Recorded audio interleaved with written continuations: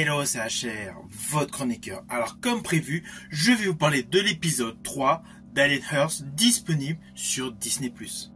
C'est un épisode un petit peu plus lent que les deux premiers épisodes. L'histoire avance tranquillement, mais il y a certains détails qui sont top ici. Perso, je vous le dis d'entrée de jeu, j'ai apprécié cet épisode 3.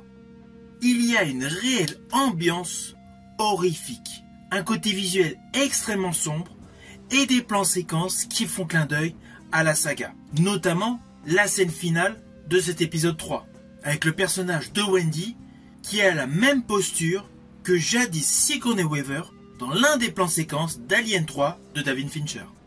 Alors concernant l'histoire de cet épisode, on est plus sur un côté psychologique, avec l'affrontement des deux principales corporations, Weyland Yutani et Prodigy. On en apprend davantage sur les synthétiques et les cyborgs. C'est un épisode qui est sous couvert de xénomorphes de l'univers Alien et davantage ancré dans l'ambiance de jadis Blade Runner. Je pense notamment à la présentation pour une scène assez fugace d'un marché asiatique. Toute l'ambiance, la colorimétrie, les fumigènes font aisément penser au diptyque Blade Runner réalisé par Ridley Scott. Quant à l'histoire, elle met en exergue le fait que dans des corps d'adultes ont été retransposés des enfants. Ainsi, ils sont manipulés pour effectuer des missions extrêmement périlleuses avec tout simplement comme récompense des jeux d'enfants. Cet épisode présente pleinement les dérives orchestrées par la génétique numérique.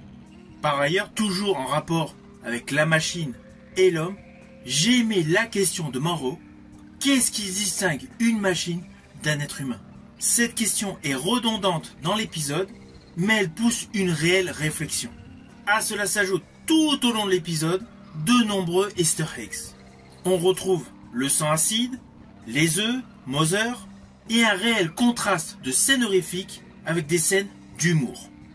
Naturellement, avec les personnages interprétés par les adultes qui sont des réceptacles synthétiques d'enfants.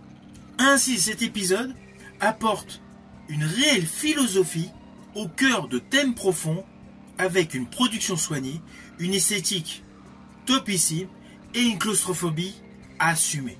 Perso, je valide totalement ce troisième épisode.